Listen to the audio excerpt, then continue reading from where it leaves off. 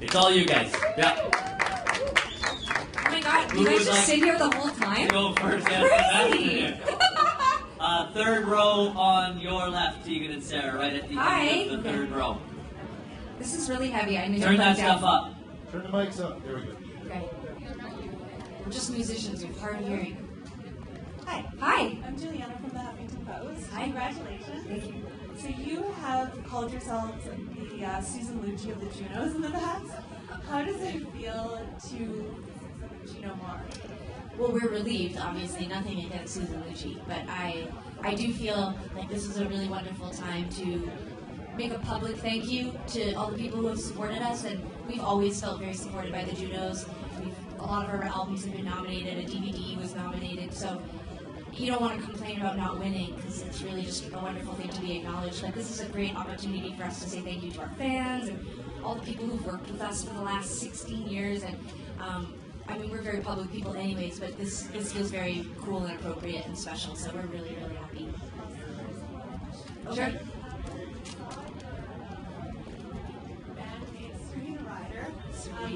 Come to the defense of Justin Bieber. Yeah. How did you feel when the audience grew there? I mean, it's tough, you know.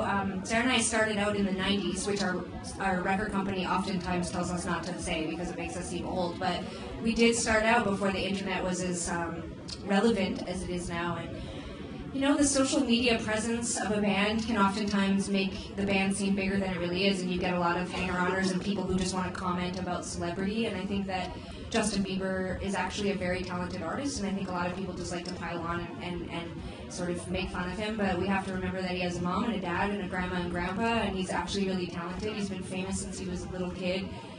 He's made some mistakes, but God knows Sarah and I made actually way worse mistakes when we were teenagers, and we weren't famous. But we weren't famous, and I think we need to. I no slag of the media, but we have this 24-hour news cycle now. We need to constantly have headlines, and I think it's really easy to pick on celebrities. And you know, we've been publicly supportive of Justin Bieber. I actually think he sings really great pop music. I thought it was tacky to boo. I think it's tacky when people boo at hockey games. I think it's tacky to boo artists. Canadian. It's not very Canadian. So we were backstage when that happened. It made me feel sad. You know, we've only been booed once, and it was actually at the Winnipeg Folk Festival. Yeah, what? Yeah, because I'll tell you why. Because we weren't booed. We were the headliner a couple years ago, and the stage manager told us we couldn't go back out for an encore, and the crowd booed, and I was so sad. And I was like, we have to tweet that was not our fault. So it feels horrible. That sound, that noise, it's really awful. So I didn't like that, but everything else about the Junos has been awesome. Fourth row, way to your right, Tegan and Sara. Hi. Hey, how you doing? Congratulations. Thank you. It's Howard Druckman from SoCan TV. Hi. Nice to see you. And I just wanted to say a couple of questions. How does it feel to have gone from sort of indie hipster darlings to actual legitimate bona fide pop stars? I mean, it feels, we're really grateful. Like, not very many bands are able to sort of jump genres, especially within the same band or group, and for Tegan and I to be able to sort of shed our skin artistically over and over again and sort of, I don't know, reimagine ourselves as indie rock or as pop, it allows us to sort of see a longer future for the band. We want to keep it interesting, we want to inspire each other, but we also want to inspire an audience, and I think, you know, entering our second decade, we talked a lot about how do we survive, how do we have longevity, and I think right now the way that we do that is by surprising people, and maybe next year we'll go for the country category. I don't know. Do it. No, Tegan doesn't want to go. It's too hard, baby. You can't hide behind our dance moves now. Being from SoCan TV, we're all about the songs. We just want to ask. Songs can come from a melody, from a lyric line, from a feeling. For you guys, is there a general source where the songs come from, or is it all over the map? I mean, Sarah and I have always just written about our experiences, and we love to write about love and relationships, and I think both of us are just inspired by the things that are happening around us. We've always been solo writers, and Heartthrob is actually the first record we collaborated on, so most of my songs on the record and a few of Sarah's we co-wrote, so that was our first time doing that. And I think that, as Sarah said, we really respect one another and we challenge one another. At the beginning of Heartthrob, Sarah told me that I should stop writing sad songs because I'm not actually very sad. So I'm actually quite a happy person and pretty easygoing. She was like, enough with the sad songs, who are you kidding? And that's when I wrote Closer, and I would not have written that song. And if Macklemore over here would have given me some time, this Ryan Lewis would have said that when we won Single of the Year. Sarah should take that award. She should get that. She should get that trophy. That's all her, because she said, "Stop writing sad songs. Write something great that's happy and makes you feel good." And so Closer came out of that. And I think that's the best part of writing together, is that we were able to inspire each other. Thank Good you. work. So just in front in the third row.